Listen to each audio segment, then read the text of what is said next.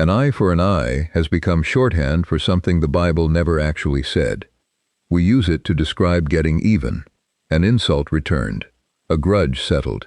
Even people who've never opened a Bible know the phrase, and most assume it means exactly what it sounds like. Old Testament justice, raw and personal, one wound answered with another. It's an understandable read. The words are blunt, they sound like permission, but when you go back to where this law actually appears, not in a proverb, not in a poem, but inside real legal instructions given to real judges, the picture changes. The context isn't a fight between two men settling a score. It's a courtroom. It's a witness under oath. It's a judge deciding how much punishment a guilty party actually deserves and how much he doesn't, which raises a question worth sitting with. If this verse was never given to an individual in the first place, what was it actually protecting, and who was it protecting them from? That answer is more precise and more unexpected than the phrase we inherited. Not in a courtroom the way we picture one today. There is no bench, no marble, no robes. There is a gate. Every city in ancient Israel had one, a wide, shaded opening in the town wall, deep enough to form a kind of covered chamber. It was the busiest place in any settlement. Merchants sold grain there, travelers passed through it, and when a dispute needed settling, this is where people brought it, because the gate was where the elders sat. There was no police force, no prosecutor's office, no court system separate from the town itself. Justice was local, public, and communal, administered by the same men who had watched your family grow up, who knew your neighbors, who would still have to live beside you after the verdict was given. If you had a complaint against someone, you didn't file paperwork. You walked to the gate and said it out loud, in front of witnesses, in front of the accused, in front of anyone who happened to be standing nearby. This is the world the law was written for. Not a kingdom with courthouses in every district, but a covenant community without one, held together by nothing more than shared trust in a shared standard.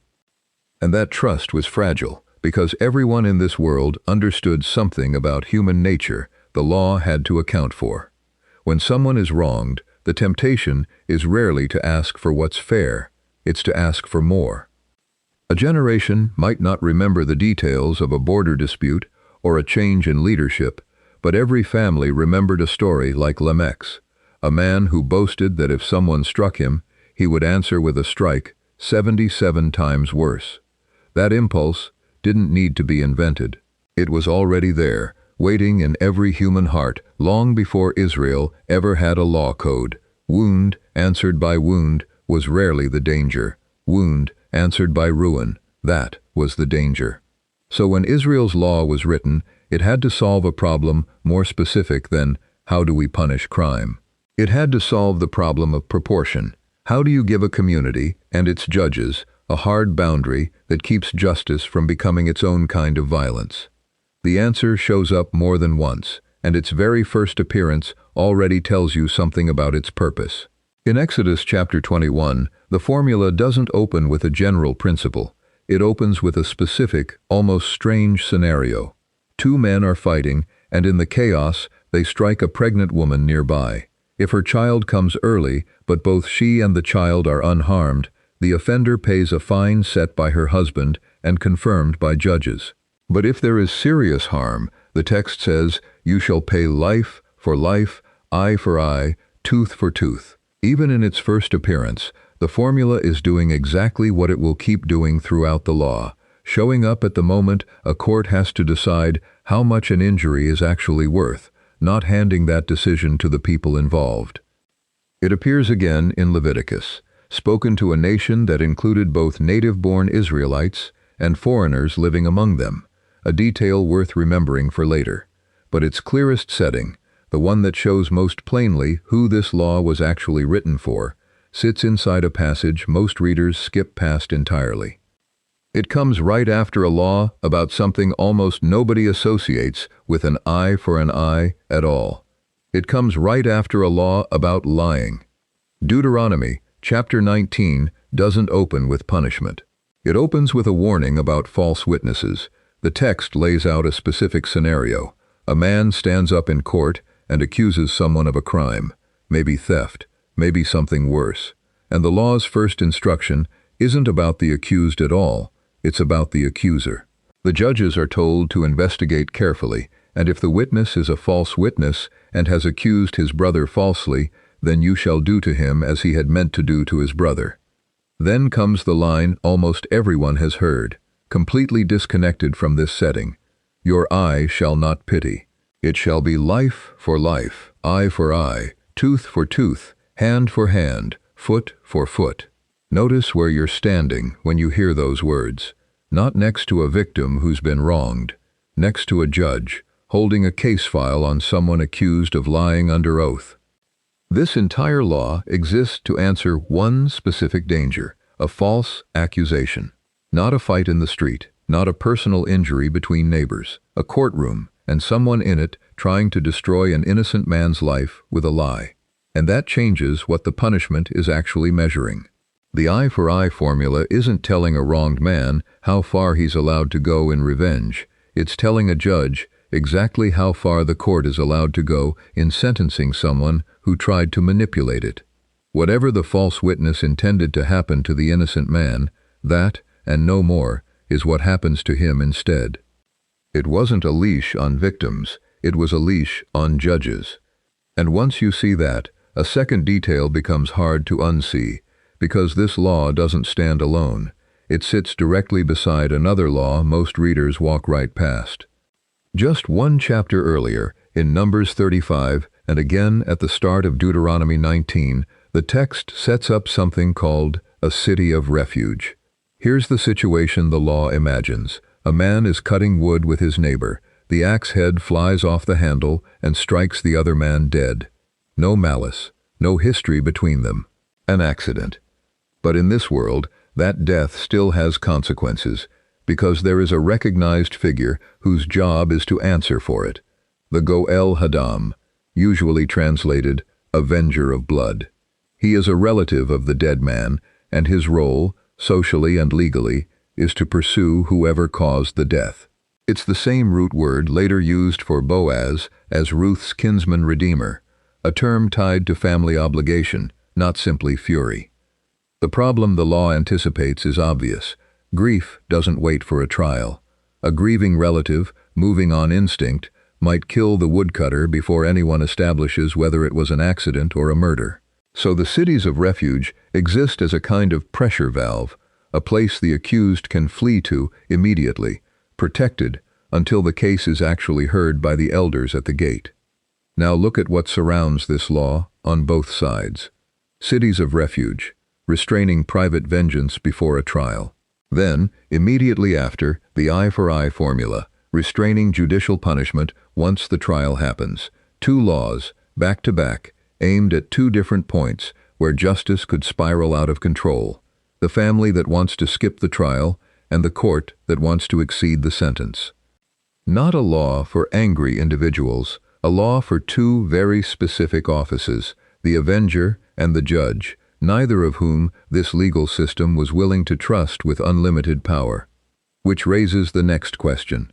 If this formula keeps showing up beside restraint, beside courts, beside careful process, where did it actually come from? Because the world Israel emerged into already had laws like this, and the differences turn out to matter as much as the similarities. Israel was not the first ancient culture to write a law like this down. Centuries earlier, in Babylon, King Hammurabi had a legal code carved into a massive stone pillar for all to see. Dozens of laws governing everyday life, including a version of this same principle. If a man destroys the eye of another man, the code declares, they shall destroy his eye. On the surface, it sounds identical.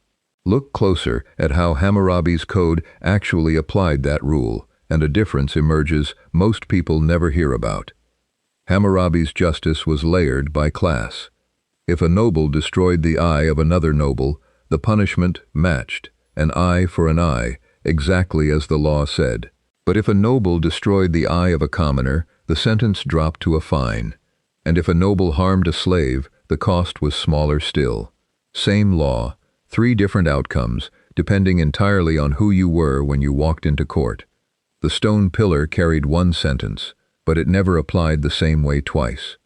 Now go back to Leviticus, where Israel's version of this law appears, and pay attention to a sentence most readers skim past. You shall have the same rule for the sojourner and for the native, for I am the Lord your God. One law, no exceptions for status. No sliding scale for a foreigner versus a citizen, a poor man versus a wealthy one. Picture a courtroom that claims equality under the law, but where, in practice, the outcome depends entirely on who's sitting on which side of the table. That was the ancient Near Eastern norm. Israel's law explicitly refuses it, at the level of the text itself. Everyone stands under the same formula. This is the detail that reframes everything gathered so far. The eye-for-eye law wasn't just limiting judges from overreaching. It was telling them they had no legal room to treat a foreigner's case, or a poor man's case, as worth less than anyone else's.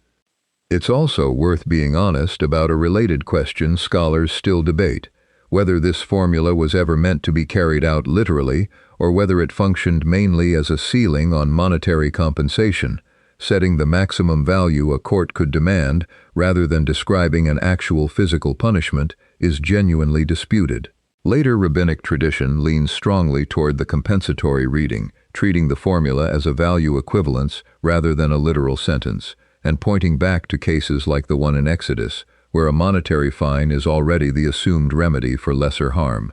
Whether that was already the assumption in the earliest period the law was written is less certain, and the text itself doesn't settle it for us. What both readings agree on, though, is the function of the law, setting a limit, not permission to take an eye, a boundary on what a court could ever be allowed to take. So the law that so many people picture as harsh turns out to be, in the one place it mattered most, more restrained and more equal than the world around it. But there's still a piece of this puzzle sitting untouched. If this was always a courtroom principle, restrained, equal, careful, why does nearly every reader today still hear it as a synonym for getting even? Somewhere between Moses and the modern meme, something happened to this phrase. And the next place to look for the answer is the very moment Jesus stood up and quoted it himself. If you've never noticed that Israel's version of this law refused to play favorites, that the same sentence applied whether the person standing at the gate was wealthy or poor, native-born or foreign, that's worth sitting with for a second. Most people carry this phrase around for a lifetime without ever knowing it was built to make everyone equal in front of a judge. That's the kind of detail this channel exists to dig up, not just what a verse says, but the world it was actually spoken into. If that's the kind of study you want more of, subscribing means you won't miss the next one, and if a detail like this genuinely surprised you, saying so in the comments helps more people find it too. Because we still haven't answered the harder question. If this law was always this careful, restrained, equal, aimed at courtrooms instead of individuals, why does Jesus stand up in front of a crowd centuries later and treat it like something that needs addressing? By the time Jesus delivers the Sermon on the Mount, the eye-for-eye formula had been circulating in popular use for a very long time, and popular use has a way of wearing the edges off a precise law. He names it directly.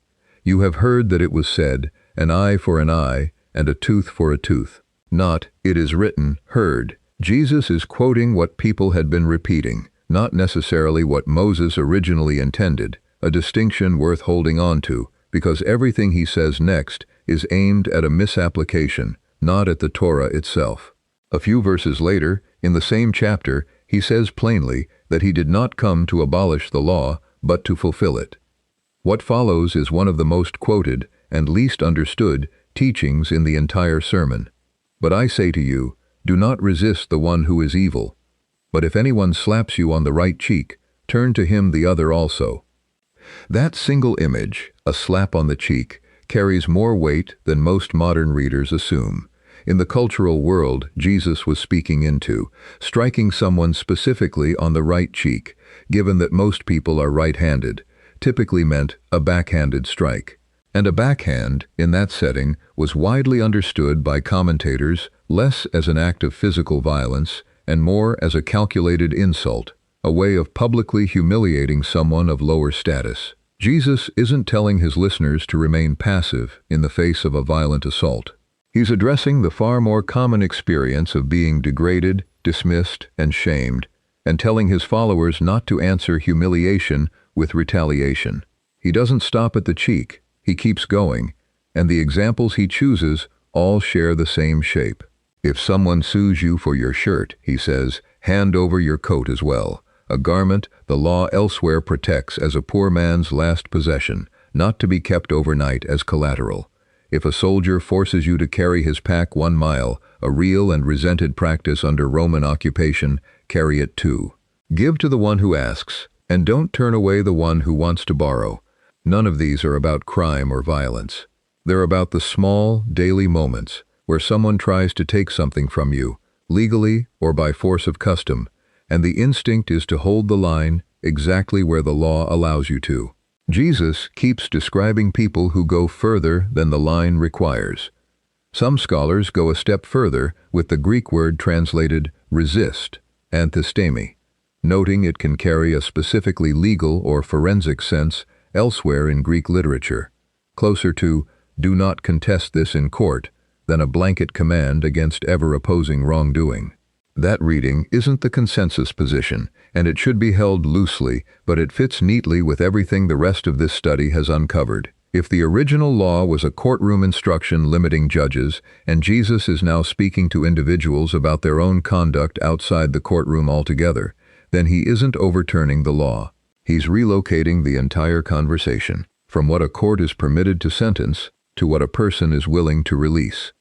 And that relocation becomes unmistakable once you follow a single number through the rest of Scripture.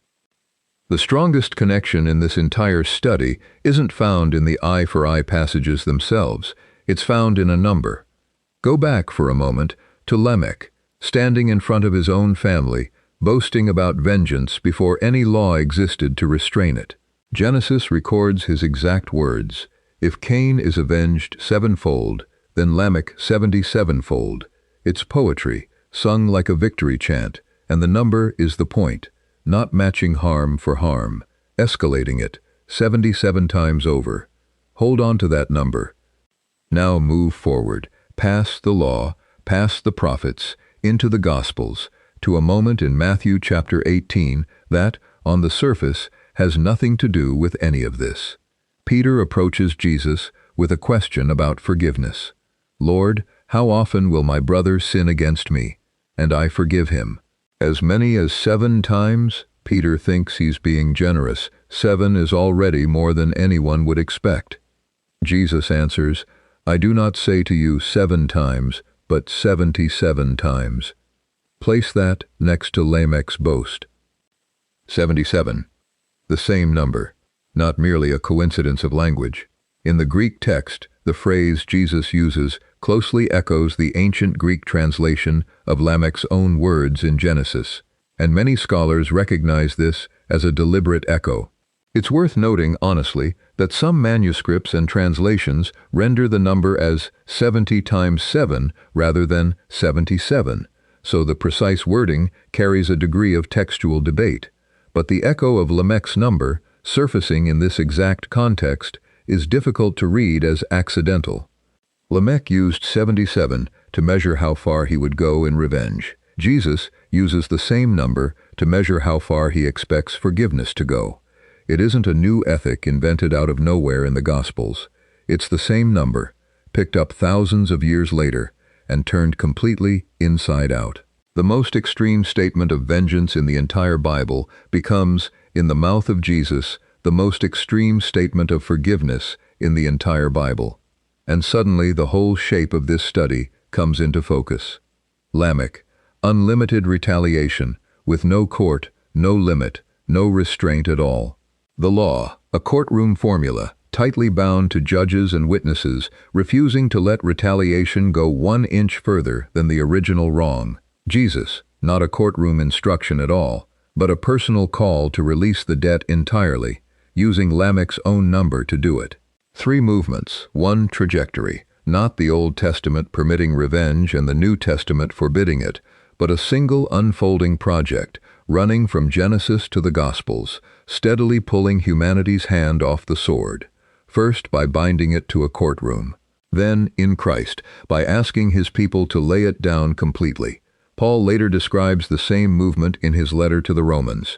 Repay no one evil for evil, never avenge yourselves, but leave it to the wrath of God. Peter, writing about Jesus' own suffering, says he did not revile in return. Different writers, different decades, the same trajectory the law had already started centuries earlier.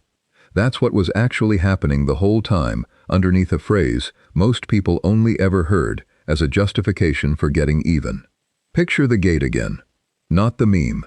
Not the phrase pulled out of context and stitched onto 100 arguments about revenge. The actual gate, shaded stone, a crowd gathered, elders sitting where they've always sat, deciding a case that will follow a family for generations. A witness stands there, deciding whether to tell the truth. A judge stands there, deciding how far a sentence is allowed to go. And somewhere behind both of them, further back in the story, stands a man named Lamech, singing about 77 acts of vengeance to anyone who'll listen, the sound of what happens when nothing restrains the human hand at all. The law didn't invent that impulse. It found it already there, waiting in every wounded family, every grieving relative, every person one bad night away from taking more than was ever theirs to take. So it drew a line, not a wide one, not a generous one, a precise one, this much and no further, spoken not to the wronged, but to the ones with the power to judge them. That was never cruelty, that was containment. Centuries pass, empires rise, carve their own laws into stone, and hand out justice unevenly, depending on who stands where. Israel's law refuses to bend that way. Same rule, native or stranger. Same eye, same weight, no matter who's asking. And then, one day, on a hillside, a rabbi stands in front of a crowd who has carried this phrase for so long they've forgotten where it came from. He doesn't erase it. He doesn't call it a mistake. He reaches past the courtroom altogether, back to that same number Lamech once used to measure his revenge, and hands it back to his listeners, completely rebuilt. 77, no longer counting wounds. 77, now counting forgiveness. Same number. Same book. A different hand entirely. An eye for an eye was never the ceiling of God's justice. It was the first fence built around a wound, holding back a flood, until the day someone would stand up and ask his people to let it go entirely. You've probably never stood at a city gate. You've never brought a case before elders, never waited to hear whether a court would rule in your favor. But you know what it feels like to be wronged. You know the exact moment it happens, the words that landed harder than they needed to, the decisions someone else made that cost you something you didn't choose to lose. And you know the thing that rises up almost immediately afterward, quiet at first, then louder, the calculation, what they deserve, what would be fair, what it would feel like to make sure they understood exactly how much it hurt.